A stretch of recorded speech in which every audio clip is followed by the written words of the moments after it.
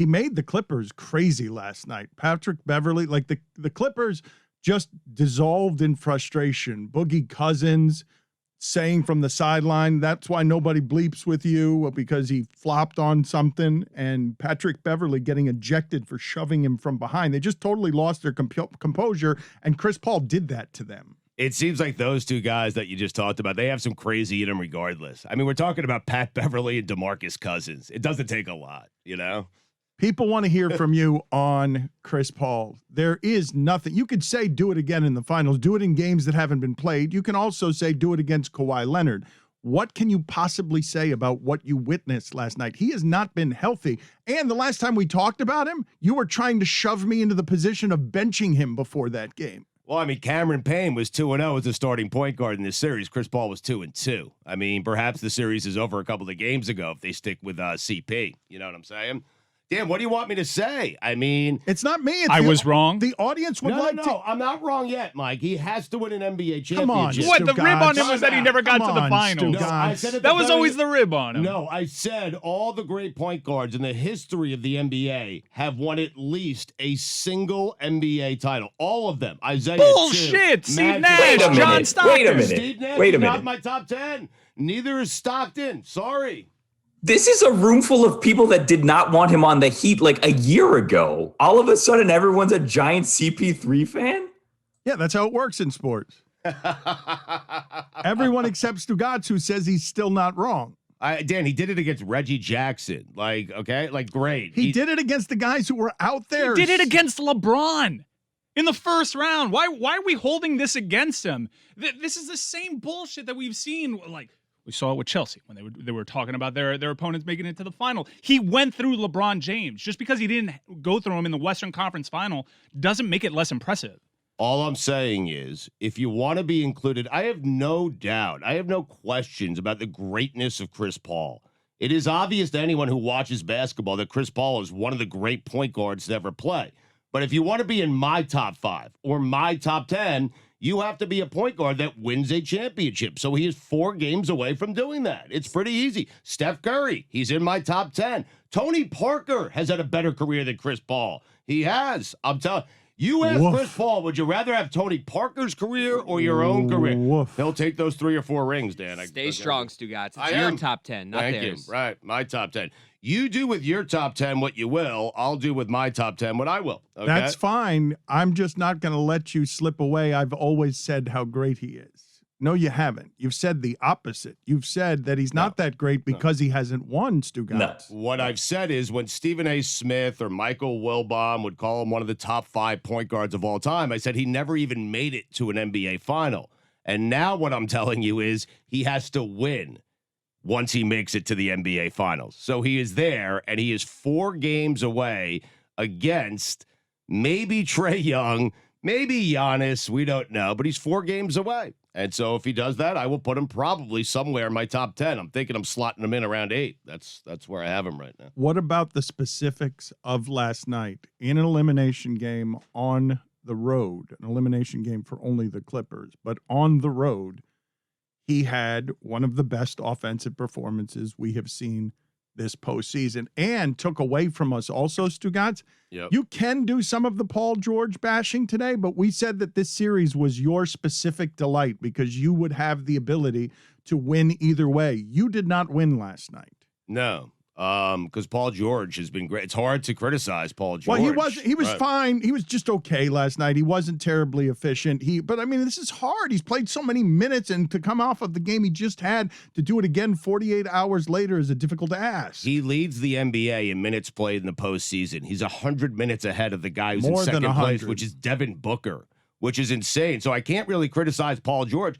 Dan, he got this team to within 2 games of the NBA Finals without Kawhi Leonard. But I'm not talking about Paul George here. I'm talking about the specifics of it hasn't been Booker.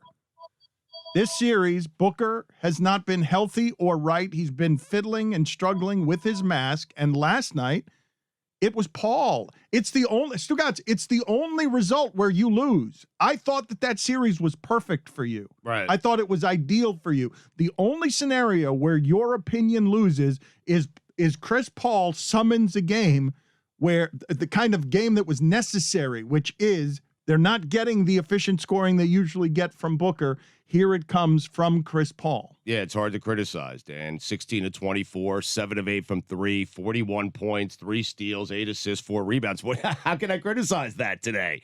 All I can say is do it in the NBA Finals. That's it. But it's not about criticizing it. It's, I think, people. You want me to apologize? No, I think it's time for celebrating. Celebrating it. Yeah, it's Celebrating amazing. it. Celebrate And what? what Billy said is absolutely right. Chris Paul was a player 2 years ago that we'd point to and say, I don't want that guy. It's kind of underreported how bad his knees have been for 15 years. When you think of Chris Paul, you probably think of him in a Clippers jersey, but he's played for the Hornets, the Clippers, the Thunder, the Rockets, and now the Suns. It's an odd career trajectory for one of the greats of all time at that position, and this late in his career, after he was jettisoned to OKC, and nobody wanted to come up with a trade package for him. He's going to hit an open market and command a big dollar. Nobody wanted that contract. It's an incredible achievement for him to get here. And he did go through LeBron. You cannot take that away from him. No, you're right, Mike, but you want me to celebrate a guy making an NBA Finals who should have made at least 5 throughout his career? That's what you want me to celebrate that today. I mean, celebrate what? Like, a lot of guys have made the NBA Final. Did we celebrate John Stockton when he finally made it to an NBA Final? I don't recall doing that. Yes, we did. What'd we do? Yeah. There was a celebration of his greatness. John Stockton is regarded as one of the best point guards ever. We celebrated Gary Payton as well, which, by the way, your top 10 must be terrible. Why? Because just thinking about it, the greats at the position, I'd rather have the point guards that never won a championship. Let's get it. Let's get that list right now. Get the fanfare ready, and we will get a top 10 list from Stugotz in moments. I want to hear this off the top of his head. I'm sure he's got it memorized. I'm going to need a minute here. I got to find it. It's somewhere in my pocket. Okay, you go ahead and find it. I think you might. I think I might have seen it the other day in your sock, in one of your tube socks. I thought that's where it was. I have no idea where it is now. Just give me a minute to search for it. It's going to be a top 10 of it might fat be in the levers. car. This is going to be incredible. I can't wait. The night you just lever tied with a yourself title? into. We're gonna have to. What he's gonna need is to find this wherever it is that it is. I suspect it will be on pointguards.com that he will quickly search. It's pgs.com, Dan. The thing that I wanted to do today when Mike is talking about celebrating it, and Billy does bring up a good point, is to celebrate that this story was people didn't think that anyone wanted that contract. And when he went to OKC, nobody thought that he would be able to do what he did because he was injured and it looked like a bad contract. And what's happened since then, Stugotz, is this guy that you are at every turn cruelly slashing with not a winner has done nothing but make every single place he's gone win. Feel bad when you put it that way. Win more than it used to win. Every single place, including what would be the most surprising championship in the history of the NBA this year, unless Atlanta takes it from them. Because nobody saw this coming. James Jones is the general manager of the Heat. I saw that Worldwide Wob put out there that he has been 8 out of 10 woes. Wob. Yeah, Rob Perez. Yeah, Worldwide Wob. I saw that Worldwide Wob put out there that James Jones has been in 8 of the last 10 finals, Stugotz. James Jones. And I think a lot of people were wondering, I was, when Chris Paul signed there, why? Why did you just do that? I was, for sure, yeah. I think a lot of people were doing that. Did anyone think that the Suns were a piece away after an 8-0 bubble where we assumed they were shooting better because it was the bubble? Kind of did. It would have been interesting to see what would have happened if they actually got into the playoffs last year, because they were lighting that bubble up. You could see that this was a team that was going to make a step. Now, this step, probably not, but you could have made the argument they were a piece away. It's just nobody would have made the argument they're that piece away. They have to be another star player, and Chris Paul wasn't regarded as such. The reason I say why isn't just Chris Paul. It's if I had said to you 7 months ago, in that bubble when they're going 8-0 and making their shots, can this team with Chris Paul look at it from the prism of last year? Can that team get by the Lakers? Can that team get by the Clippers? Can that team get by the Nuggets? You were thinking of that team like a Portland, were you not? I was also, but to be fair and to be a little Stugotzian, I was thinking Kawhi Leonard, Anthony Davis, and Jamal Murray, too, were a part of those teams.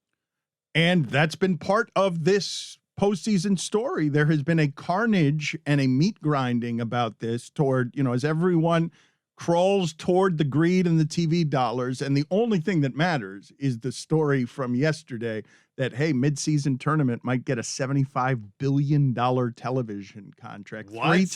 Three times more than what the present television contract is. The next contract for basketball might be 3 times that. And rest assured, at the end of this year, the champion that there will be at the top of that mountain is money.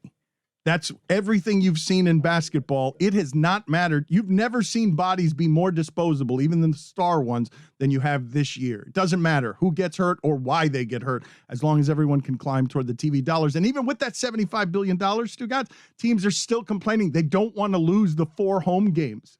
They don't want to lose from the games that go from 82-game season to 78-game season because it's $1 million or $2 million per home game, and the teams don't want to lose it. Not greedy at all. They pulled the rug out from the players and said, don't worry, no all-star game. And then in the middle of the season, yeah, we're going to have an all-star game. What?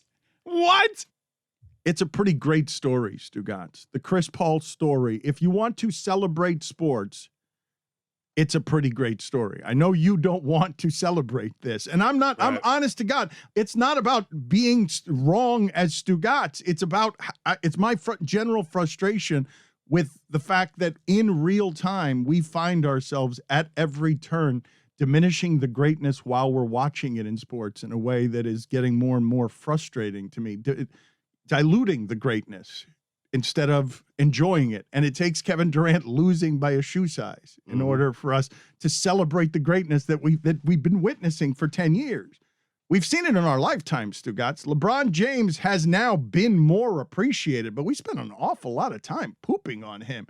And you've spent an awful lot of time specifically pooping on Chris Paul. I haven't been pooping on Chris Paul. I'm stating facts, okay? People come on and they call him 5 greatest point guards of all time. No, the 5 greatest point guards of all time have all won NBA championships. That's all I said. I haven't pooped on Chris Paul. I mean, people are giving him too much credit. I'm just knocking them down a peg. That's all I'm doing, okay?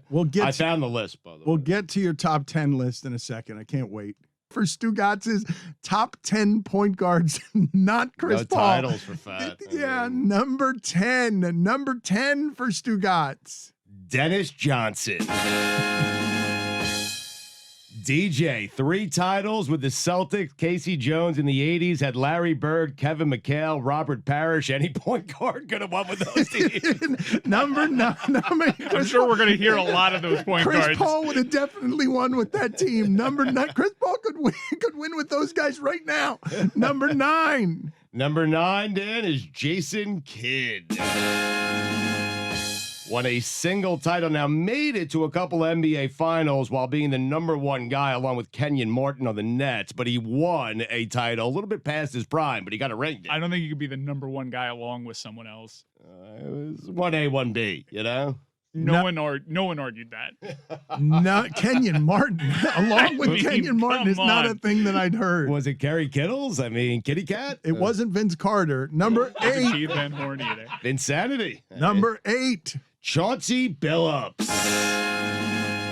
Mr. Big Shot. Need I say more? Number 7. I mean, so far, yeah. Walt Clyde Frazier. How about that? 2 NBA titles with the New York Knicks and probably, number 1 of my coolest point guards of all time. How about that? That's a totally different list. Number 6. Number 6, Kuz. Oh, God. What do you mean? You know how many titles Bob Cousy won? Do you know how good of a player Bob Cousy was? You know how many black people he played? Number 5. Steph Curry. Some people question whether or not he's a point guard. Some say he's a shooting guard. I've called him a sideshow. I actually did that. But listen, 3 rings is 3 rings, Dan, and therefore he is number 5 on my list.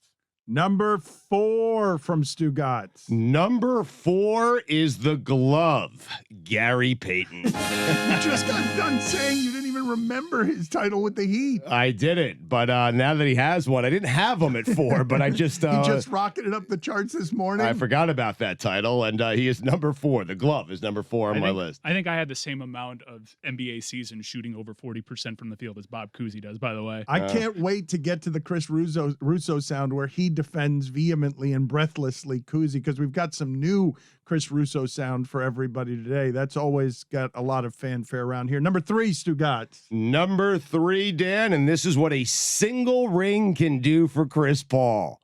Oscar Robertson. How about the Big O? How about that? Well, they can't do that for Chris Paul because you said if he wins, he's only going to number 8 on your list. Where you I'm taking Chauncey? I'm not taking out Chauncey. You're going to have some difficult math to do. Number 2, Stugotz. Number 2, Isaiah Thomas. Zeke. And finally, number 1. I mean, this is obvious. It is Magic Johnson.